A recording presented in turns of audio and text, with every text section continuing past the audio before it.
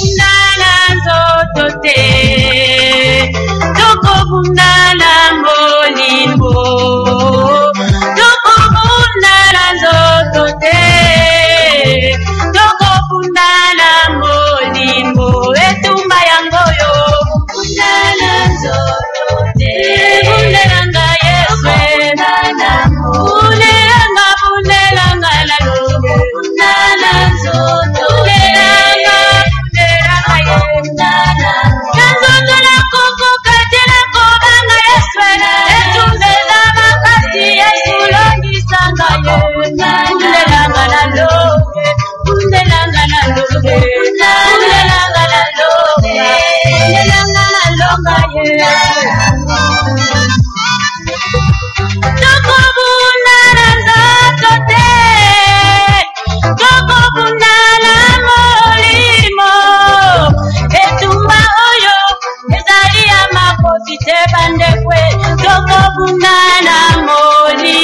Molimo na Nzambe, molimo na yo Yesu longisa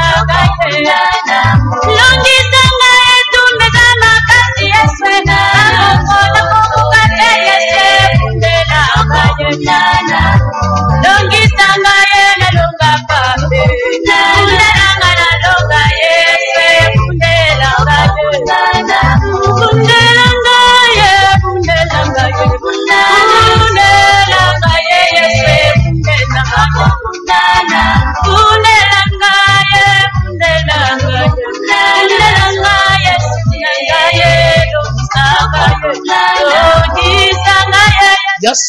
Ya solo, comme je viens de le dire, Tumbeza Molimo et Tumbaeza Nzotote, Yomutoza branché na Kinshasa, Brazzaville, Bakongo, Bandundu, Kimena Wenzambeza la partage na yo, Ozolanda Bongo, émission combat spirituel spécial avec le commandant du temple, le pasteur François Mutombo, voici l'homme. Wana tolobi nzakomba bundela yo alongisa yo. Nakombo na Yesu bandoki bakokima, nakombo na Yesu bashane kokatana, nakombo na Masiya ndekozuya loba, tokango na mina makia na yo. Yereme satana para kapusikate yamwambie maki Yesu na ekulusu akanisa ki. Voilà, kombo na Yesu, kombo ne longa, kombo ne bikisaka, Yesu Kristo nde lombe, Yesu Kristo nde etumba, Yesu Kristo nde ebundeli na biso, Yesu Kristo nde nyoso po na biso, bien-aimé dans le Seigneur. Comme je venais de le dire, vous qui venez de nous capter en cours, Tolobi, ezali émission combat spirituel, la vie ozo zelango, il fallait patienter, papa zaki kota télé, assisté na télé, il fallait awasi koto yambaye, pe abetelo mwa masolo moke sur la fête des Juifs. Après la fête des Juifs, tokobeta masolo sur les 21 jours de Daniel, totikali na semaine moko, semaine moko, donc semaine au Gabriel au Gabriel alongwa ki na prison, semaine angonde yango izo banda, semaine au wapi, dernière semaine ya Daniel, eza semaine oyo Mikaël a quitté qui pour l'intervention. Donc, tozo comme la souka service à 21 jours déjà. Et toujours, tokolobe l'appel la fête des Juifs dans cette émission. Ezali rediffusion te, ezali direct. Pour tozo landabiso. Tolobi, c'est l'émission combat spirituel. Otoyambaka, notre invité permanent, le commandant du temple, le pasteur François Mutombo, voici l'homme. Bonga maka déjà, denalobaki, oso recharger déjà, ba crédit na yo. Bongisa déjà téléphone na yo pour na kotike le temps opposé ma question o loba o ekoye la yo toujours dans cette émission.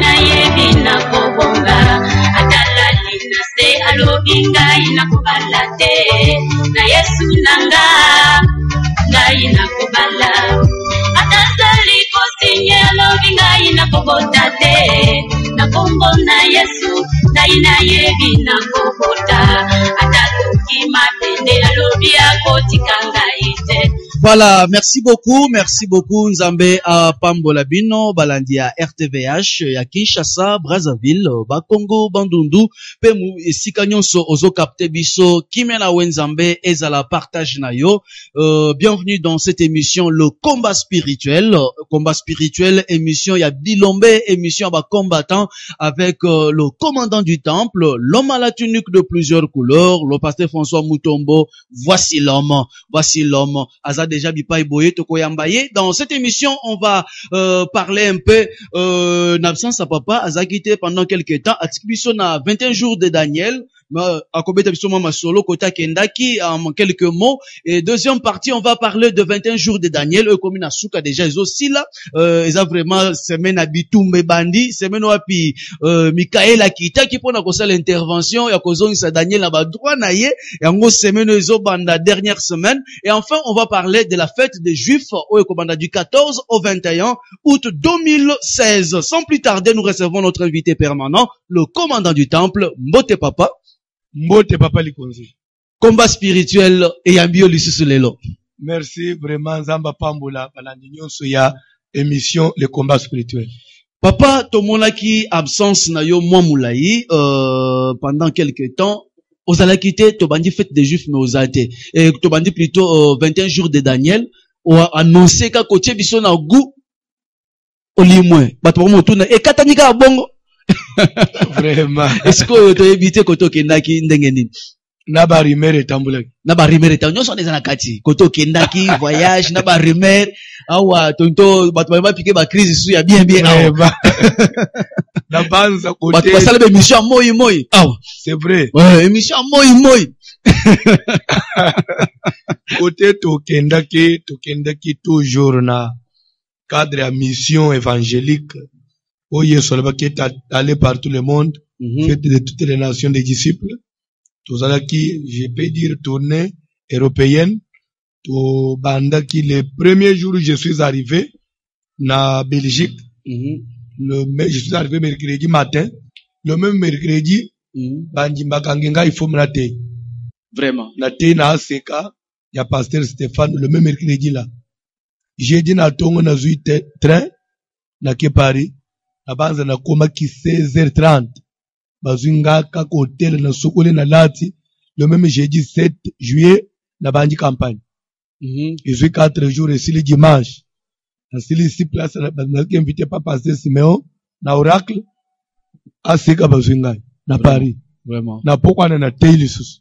Vraiment. Na quelqu'un na il fallait même soir na zonga Belgique pour le lundi je devais être en Italie. Na yuko zonga na Tongo. Na vu train na kitika l'aéroport na train jitika na aéroport ya Belgique Bruxelles na vu avion na ke Italie nde ukoma na ngana Italie nde bazo benga ngake baluke yo piquer crise ozana Paris na urgence bamuso baluke okufa bamuso baluke azali société puis en France na komela Italie bamuso babengi donc toza wa bato babengi na ville o bandeko na bango apoto mutu babengi que non c'est vrai za bongo ezaki panique générale ce ko ezaki nini juste papa te na koloba que bref o toko retenir ça que ce qu'on mène la vie au PK c'est que moi il on bien ça vraiment on a retenir c'est que au biso PK au déplacer ba cheka. Voilà, au déplacer ba cheka pour dire que le commandant du temple est là ndenka ka bo commentaire qui est belé na ba réseaux sociaux ba pesi ba 150 ans ba bi umela ba muso bito ko tia mvula te a umela ne kaka donc ils avaient vraiment victoire Kadian Pemba à Simbi touche au papa tonto passé dans 21 jours de Daniel ou annonça ki ango et so na monique zo bala na vraiment na émission na biso combat spirituel ou annonça ango mbala moko otiki biso na suspense to lingima ozongisa biso na vision na 21 jours de Daniel. Papa le 21 jours de Daniel a une information, une vision de la part de Dieu, et la vision qui annonçait où il y avait une grande calamité, où il fallait Ezwa, et quoi il y a Yuda, place en déportation à Babylone. Bible est que la information de Daniel Azwaki, Daniel a côté Matanga, 3 semaines, il fut dans le deuil, en train de pleurer, de chercher la face de Dieu. Pourquoi cette grande calamité? Daniel chercha la face de l'Éternel.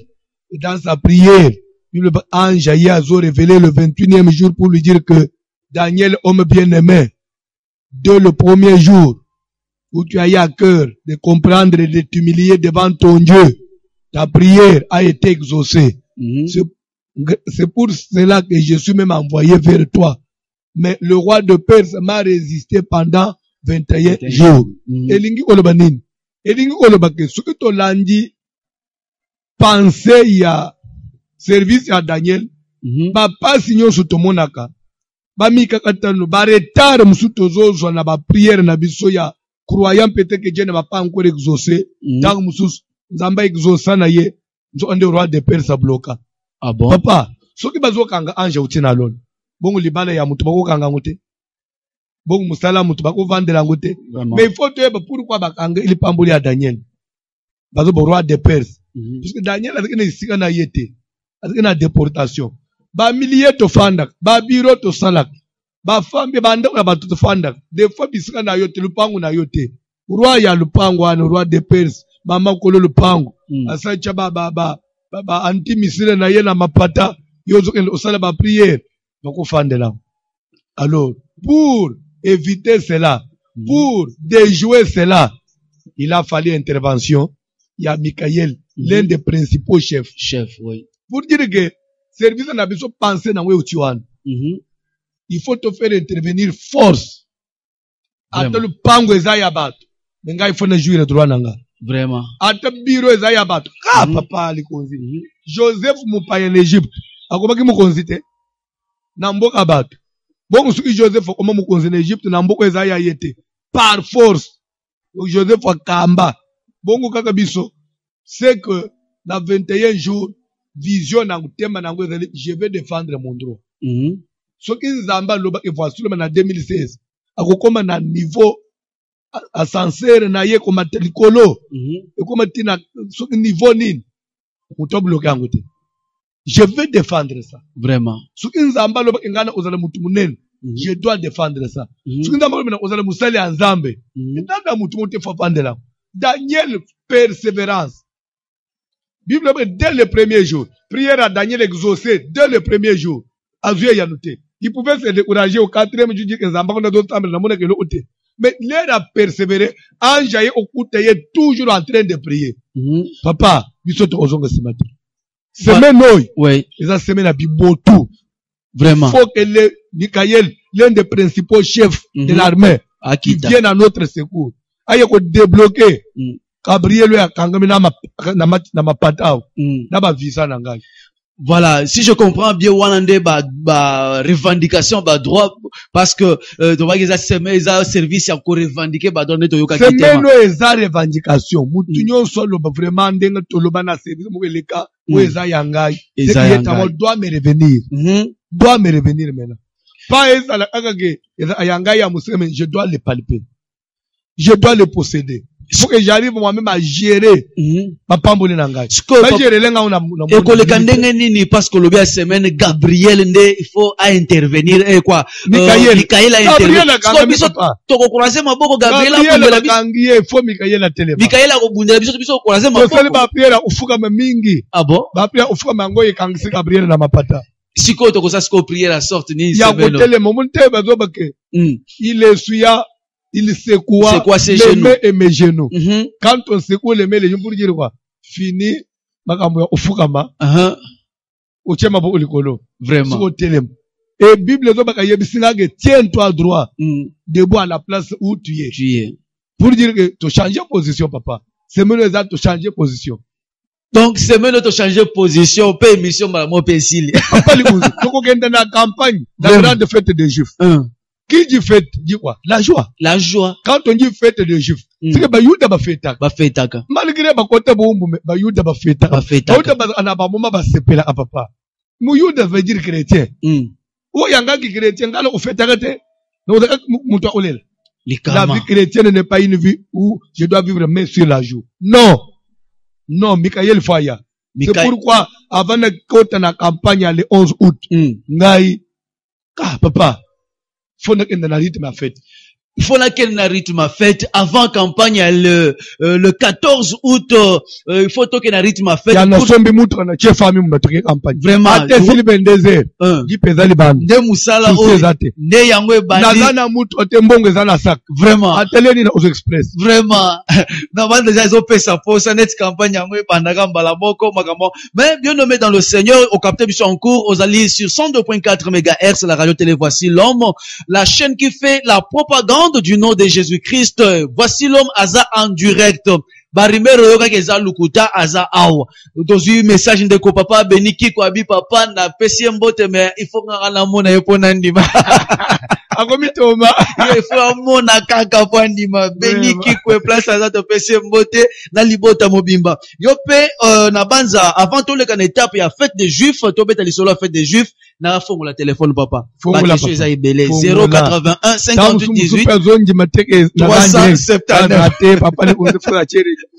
Vraiment 081 58 18 379 081 58 18 379 nde numéro na biso bengo le kan direct eza rediffusion te oh papa likona teka ke toyo kaye azawana ye moko to ya mbinde ko na nzela singa allo. Allô, comment la nyobenyo abi? Maman Sylvie na bengi depuis na monga fula. Oui, maman. Na pesi mbote bele na papa na ngai. Merci maman. Libanga babwaka aka na banga we. Merci maman. Papa na ngai umela ngamba pambola yo. Merci beaucoup. Umela la tena mkoi. Merci. Kolo kanisela mama pambule depuis monga fula. Pesi long na kombonis. Amen. 081 58 18 379 wanande numéro na biso soki oleki obengi oleki en direct le commandant du temple est sur place. Allô? Allô? Benga oleki en direct s'il vous plaît. 081 58 18 379 obengi oleki en direct toyaminde kumona nzela singa. Allô? Allô? Allô? Voilà, moi, caprice à technique, tozo yamba, bandeko caprice à technique, saturation, et leke belé, bandeko bazo benga na 081 58 18 379, 081 58 18 379. Papa, tous les gars fête des juifs.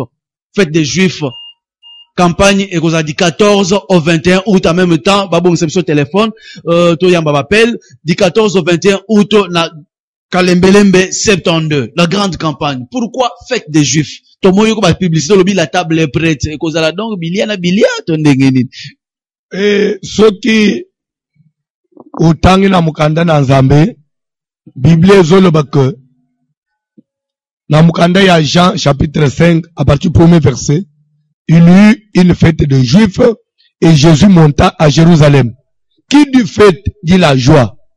Qui du fête dit moment oyo muto sepelaka, oyo moment d'action de grâce, oyo moment muto pe bossa na abapasi, oyo moment muto se retrouvaka. Alors pour dire que Nzambe na programme na ye apesa ki ba juif calendrier ba juif parce que na calendrier imposé par Dieu. Ya na telle date vous devez fêter, na telle date vous devez vous retrouver pendant au sepel. Des fois ndenga bobima en Égypte pona ko sepel ndenga nzamba salela ka bino pona ko sepel ndenga nzamba bundela ka bino. C'est-à-dire que biloko wana na ba yude zalaki lero tokomi na date na occasion ya Jean 5, Jésus qui était aussi juif dans la chair, quand même Dieu 100%, mais juif dans la chair, Bible dit qu'il monta à Jérusalem pour dire que Jésus respectait les rendez-vous. Hein. Jésus, le juif respecte le rendez-vous. Ça c'est vrai. Si vous êtes chrétien, respectez le rendez-vous. Faut respecter le rendez-vous. C'est une fois par an, papa.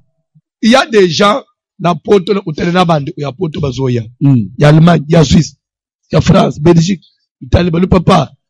Pour que les bisous à la place, toko vendre, toujours pour le faire dans ma famille, toujours tout la campagne, tout se faire délivrer tous hommes. Bon, toujours azo futabia zoya.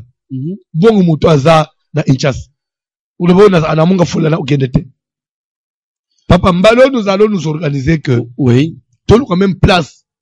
oya ndenge sila retard wana bato bakokende musika te bake wana bazwa ata douche basukuli balani vraiment luka ata mwa lipa na lie lobi susu akobi même soki osengeleke mutu mosuki ovandela na place wana azela campagne esili va le faire nde bitumba na biso sikoyo nous voulons que eloko ezala ino nzambe amimonisa papa jusqu'à zaka vraiment juif il faut fêter juif il faut fêter moi na nzambe il faut fêter na fête de juif oyo il faut oya osepela parce que za moment ko sepela moi na nzambe za wakelela kalela kate papa tema mbalo siko ezani tema nango ezali si je n'eusse pas eu pour moi les dieux de mon père tu m'aurais maintenant renvoyé à vide wana lobela nani soki nazalaka te na nzambe ya tata na ngai mbeli yo obimisanga lelo mabo yo wana nde nani mokili oyo papa likonzi mokili oyo soki ezalaka mpo na nzambe te mbeli meme kotango oyo mosusu batanga te ah bon minerval ya koluka ekosimba te osimba te ekoni primaire esili vraiment ekosimba te humanité esili ekosimba te université yes oyo qui avait cru nani lelo mutu aza pe mutu ndenge papa uza fanji na micro boy mpona mutu mususu ye nani pourquoi kaka ye vraiment bon soki ezalaka mpona nzambe te papa uza umela wana kala osoke alors c'est pour dire que lokola nzambe azali papa lokola nzambe aza nani bato bazokanisaka tokobima mabo opolele na mokili bakosi biso tokobima mabo opolele Jacob dit que tu m'aurais maintenant renvoyé à vide mais nabimi vide te mpona nini po nzambe azali voilà tokobima vide te aussi longtemps qu'on a Dieu tokobima vide te papa tokena mwa lombango avant totia bandeko téléphone bazobenga orateur ya mbala oyo on ne change pas l'équipe qui gagne. On ne change pas l'équipe qui gagne, mais ça un peu à moi, retouche Mickey Tosali. Ah bon? Pour éviter la monotonie. Au monde européen, il faut toujours qu'il y ait un peu moins rénovation. Moi. Comme il y a système. Pour être ils en a battu, bah, pemi mouké. Pas plus que basala imabe. Non. Bah, pemi mouké. Bah, moussou bah, isami. Moussou pe bah, oh, bazal, bah, coupé ou pema. Bah, moussou pe bah, koti. Ainsi, Timokole Sokoya.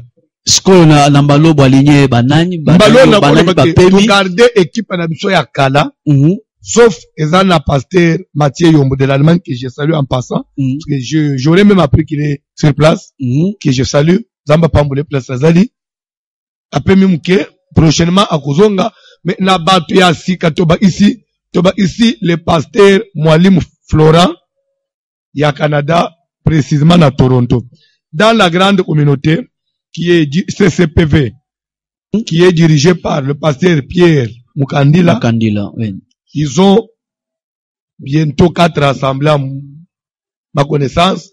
Assemblée à Montréal, il y a mon pasteur Pierre Mukandila dirigeant. Place à Kendaka. Nasa une semaine à Montréal, dans un avion à Toronto. Place à Toronto, de pasteur Florent Mwalim. Pe na Kenda à Ottawa, de place à pasteur Willy. Qui était l'autre fois venu, mais il y a une campagne mais il y a une visite privée, puis la commune a assemblée na Québec, alors, ne ba orateur, à part hier, mutu asika pasteur Florent Mwalim, to ba isipe le général Sonic Afuta le sage, Zamba Pambulaye, savait, Makamunyonso, oui, il faut payer tout on s'est abamikol. C'est vrai. Na mukile balo apapali konzi. Muno kwa mukolo atezo lumbasoni. Oui. Mais misaka boanya. On a besoin de ça. Oui. Ah. Le général Rockman, le sage à cause de la paix. Parmi les orateurs, Nambanza, il y a bakisi des orateurs, batikala ko sala biso de la 5e édition. Oui. 7. Oui. Soki tolongoli pasteur Mathieu Yomototikali 6. Toba isu 2. 8. Donc 8 orateurs. Tokolia, Tokoton. Mais la table est là. Vraiment, la table est prête. Papa, to sokoba tangolobi, la table est prête. Bah, tout ça va comprendre le quoi. C'est la télévision. On l'a qui s'est ça. Bah, comprendre. Quoi expliquer maman le quoi là? Ici, au moins, c'est ça. Radio est en TV, vraiment. La TV, tu l'as ici, mais ça. La radio, faut t'expliquer. Papa, oyebi, il va ensemble.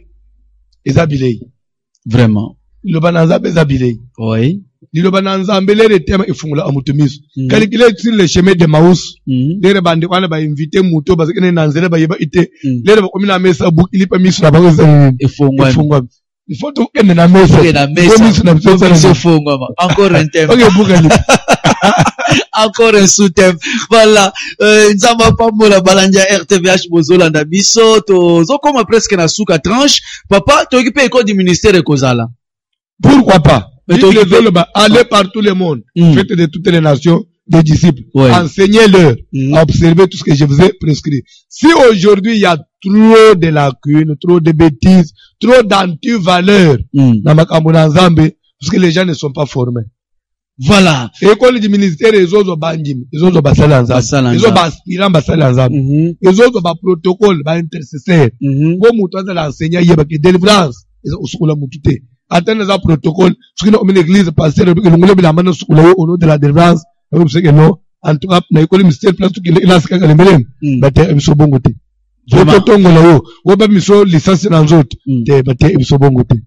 2 Corinthiens 10, 3 à 4, si nous marchons dans la chair, nous ne combattons pas selon la chair. Les armes avec lesquelles nous combattons ne sont pas charnelles. Tout ce qui est physique dans la délivrance, origé. Voilà, to papa, faut topper ça quelques gens, babenga, moi 5 appels, donc moi comme Elibiso, alobi bisa, commandant du temple, oyo balobaki akufi wana, soki abenge, soki Saint Paul, soki, eza, voici l'homme, il y a sa tunique à plusieurs couleurs, deux ara lamba va tremper la makila en tabac. D'avance, on comprend le message. Temango, donc le sang qui la tunique n'est pas mon sang. Et pourtant, la tunique, n'est pas mon sang. Le sang qui est sur la tunique n'est pas mon sang. Voilà. Tu as mis de moi de la singa. Allô? Allô, papa Likombi. Oui, bonjour. Oui, maman, au Benjo Happy. Maman Pasteur na Lutendele. Oui, papa Zokayo. Ah, na pesi papa François Mbote Makati, ndama pambola ye. Apambula peyo mama nanga ya pambula yo pambula papa. Merci, tokali prière moi ete mokolo toyoka kili kamwande mwana o likambo kindoki bwe limeli wat. Vraiment. Oh baba nguna bata kwa soba mimi polele boy. Babimi polele nzamba misibangu na mposa. En tout cas papa merci bakokoka yote. Baluka de kusu musufa kokosa.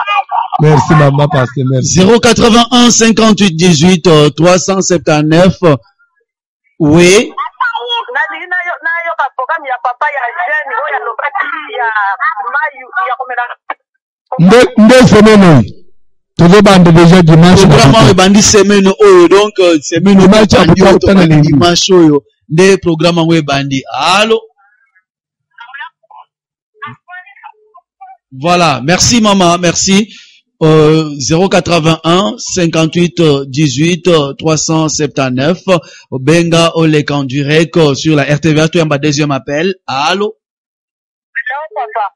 Oui, allô. Comment on a benyo? Papa na ngasi na bengi na selema na lolo bana papa pasteur au de la penta. Ngati lo wala na yo kingala na tomi mutu ka te patika makufa ko yala. Vraiment. C'est que les gamins, c'est sérieux, papa, les causes. C'est sérieux. Voilà. Merci, Mouaban. Merci. 081 58 18 379 081 58 18 379. Allô? Allô, papa Nicolas. Oui, allô, maman. Comment on est au Bengo? Nga Mariam na bengi na matete. En tout cas, na liga na pesa ka mote papa. Au ila makasi. Merci, maman. Tolela est fort. Merci beaucoup. Aumela pesa. Kande na yo ke boye pende se pesa makasi. Aumela. Merci, Mouaban. Nzamba zongo sebeli. Voilà, na banda c'est Thomas Béni qui on comprend que ça rediffusion et ça en direct. Voilà. Et ça en direct Béni qui Allô? Hola. Allô? Allô? Oui, comment on a benjo? Comment la papa la bengi na pingabwa? Oui. Papa la parte umela papa umela ba oba lukaliwana oba kama ba kokende. Ye umela 450 ya kilo kilo kwa kamera ma papa. Merci maman Zamba ba telepedini.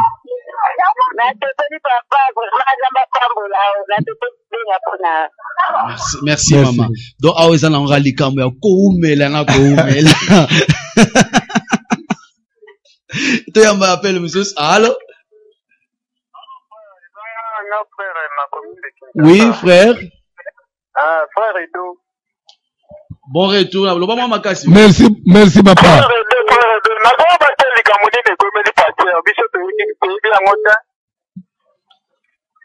Papa le besoin de télé kamunine omela qui passe là omela exactement.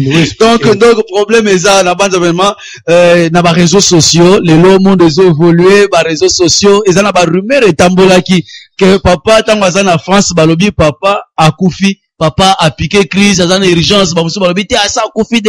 Donc, ça qui un peu ça. Et nous, ici à la radio, bah, tout le monde benga de gauche à droite pour se rassurer. Si, tout ça qui est même émission, c'est le mandirer, tout benga, papa, et moko aloba. C'était un peu ça, rumeur et tambola qui n'a qui ça, na sansuana. Bande ko ba quitté. C'était vraiment sérieux. Allô? Allô? Oh là là. Saturation à Kosekanate, tozo comme na suka tranche na biso, on reçoit le dernier appel. Allô?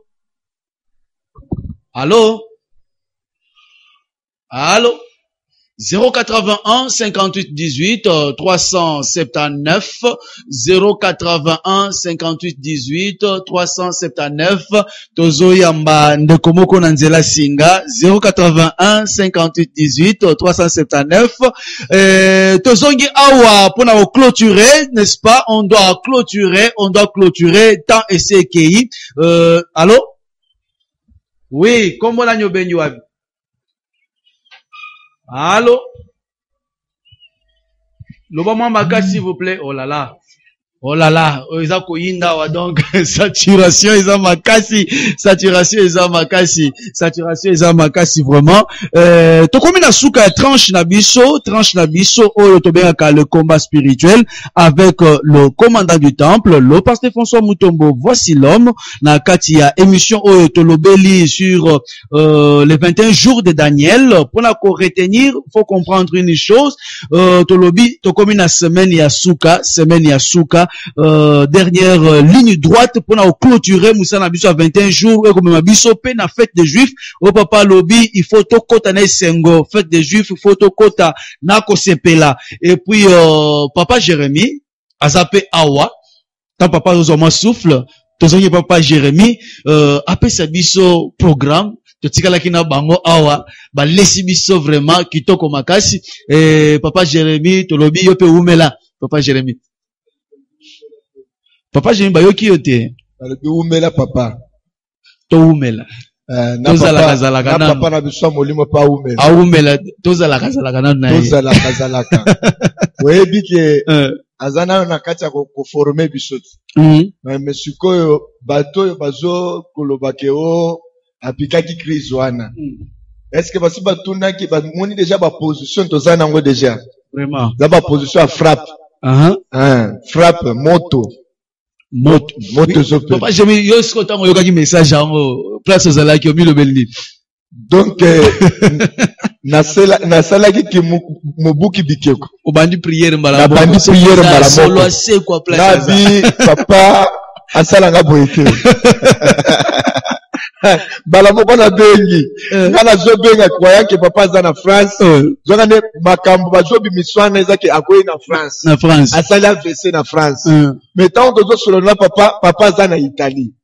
Dès que komona ke biloko yango eza biloko monter na bato yo bazo linga bazo a succès na kombo ya mutu. Vraiment. Zoka ndenza mena pesa ka succès. Obi sermo ka bengi nga tango papa likonjeza nga bite za solo te na bengi papa likonjeza na bengi bazo discuter ça tele bato bazo discuter alors yes la kuna bato bazo discuter oyo alors papa Jérémie puis c'est un programme à semaine to komi na programme à semaine papa dernière ligne droite à 21 jours oui programme à semaine to komi presque na semaine ya suka il y a 21 jours de Daniel oyo retour ya papa déjà azuma kambo na maboko journée déjà ya lobby dimanche, tozana 3 kits, lobby na Tongo, 7h30, prière et bandi. Premier kit ezobanda 7h30, ti 12h tokati. Deuxième kit ezali kit moko francophone, ezali ko banda na 12h jusqu'à 14h. Tozana prière moko akomba lobby dimanche, oyo tozobenga bana na nzambe nyonso o bazana ba problème difficile pe bazana posa ke semaine oyo tosilisi oyo et que semaine tozobanda lobby dimanche à vivre bilembo ya bonzambe. Alors aya lobby na ba 16h ezali prière à combat, ezali prière ya bibotu ya ba machette ya ba epasoli ya molimo azoli ba bien ya molimo ya nzoto te. Alors pour na wekali semaine tozobanda lundi déjà tozali na prière na moi na Tongo pe na butu. Ma veillée tozo kende veillée cette semaine tozo kende ngo ti samedi na Tongo. Di samedi na Tongo, c'est-à-dire lundi toza na prière na Tongo 10h à 12h na pokwa pe papa zo continuer enseignement na ye o ya bandaki nango ya 21 jours de Daniel. Et le mardi toza na prière ya délivrance ya baka difficile baka résistant o to kambaka ngo papa Lido na papa Jérémie mais o tozali ko mikolo tozali ko komi ko senga papa assista kabiso parce que tozo constater que musale munene et komi ko peser musale komi ko peser et komi ko senga pe papa chapwa. Alors ezaka mardi na jeudi et toute cette semaine tozali semaine tozo banda ezali prière ya kafu o tozo senga na mwana na nzambe nyonso fête des juifs ezoya so kokota ndenge nini esengeli droit na yo ezongela yo mais tant ozokota fête des juifs ozala pena ba droit no na maboko baninga bazo fêter yo koto loboko na litam toboye lokowani bongo te toboye lokowani. C'est pourquoi to sengi bana na nzambe nyonso o ba profita kite na début ya semaine ya nini ya service na biso 21 jours même na semaine o ya suka ba rejoindre biso nzamba ko visiter. Bien vaut la fin d'une chose que son commencement. Soko ye atana suka nzambe atalaka pe ba oya yazana ndenga futaka nzambe azana ndenga pesaka atalaka to ye yakiliboso na yesuka. Disons ceux qui a tellement futa et vous super futa ndenge moko et vous soyez na suka futa ko leka bato ba liboso. Donc profitez-en comme na suka tu as quelques deux appels ya suka insistance leki. Allô allô oui kombo la nyobenyo wapi. Allô oh là là oui bonsoir 081 58 18 379 wana soko bengi oleki en direct ya RTVH. Allô allô oui allô bonsoir bonsoir bonsoir oui kombo na nyobenyo wapi papa aux en direct à RTVH naza mulandi na bino ya radio abili kotaka uka vraiment papa umela bakati. Merci nzamba pambula bino kuna na kauka bino pe boume. Voilà toyami ndeko mususu. Allô allô bonjour bonjour bonsoir kombo na nyobenyo wapi na bengi na commune ya Lingwala ngai la mbere. Oui papa zoka yo papa ngai na yebisa epone na lotaki na ndoto ngala sapelaka na asekati na lotaki pasteur na azosabela na kati église ngape nazosabela na kati église namoni François Mutombo Basiso namoni Neema namoni ntango alobi makambo ya Soni Kafuta nde na rappeli ndoto wana ezalaki Soni Kafuta François Mutombo na Neema so bayebisi biso na bino moto azoluka kosala atelema basambela mpona ye bana telemi na kili biso na cher papa François Mutombo azala kosala prière pour toujours misala parce que depuis la kisa que là tozalaka na ndako na kosala te ngandaka prédication na ye chaque jour na radio mpe nasalaka prière ya babuki bikeko wana nalandaka yango baprière nani nasalaka azaki na ndoto lelo lisiko nasela mpe ntango ali makambo ya Soni Kafuta voilà papa yoki na banzana après on va donner le numéro on va donner le numéro du pasteur. Après, au Kobenga Yepe, Bosololi, s'il y a encore d'autres choses, d'autres orientations à Kopé Sayo et Kozala Malamu Mingi. Allô? Oui, bonsoir. Comment on a benjoa?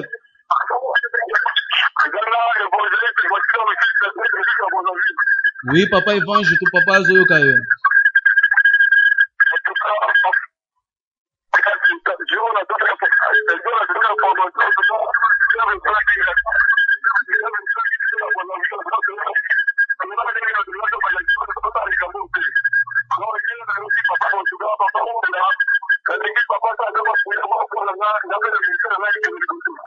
Zamba Pambulo, ministère Fungwama, Zamba Tombolo, papa. Voilà. Tokomina suka, soto langi bapel, papa, ezati lobi. Tokomina suka, papa, un mot de séparation. Nazo Sambel. Éternel Dieu, to Pambuler TVH, na Pambule Balandinyo sur RTVH, Pambula personnel à RTVH, nyo se drebi tomba mulili to telemeliango na kombo na Yesu. Grâce na yo umela ifuluka, ba pota minina isengwe fungwa mela bana na yo, ba beli ba big, ba kufi ba seko, ba kakatane ba tambula. Babola bakoma bazwi baza na prison à Satan bazwa délivrance ni loba nzambe teyama na kombo Yesu. Amen. Amen. Merci beaucoup à tous les branchés de la radio-télé. Voici l'homme. Nous sommes pratiquement arrivés à la fin de cette émission. Le combat spirituel. Toyambaki, le commandant du temple. Le pasteur François Mutombo. Voici l'homme. Nabanza ozui oyo yamotu yo banako zela koyoka. Alors, je passe le numéro du pasteur. C'est le 099 99 15 784 099 99 15 784 099 99 15 784. Ceux qui ont bengi okosolana papa oko poser problème na yo akoyeba bongo na koyebiso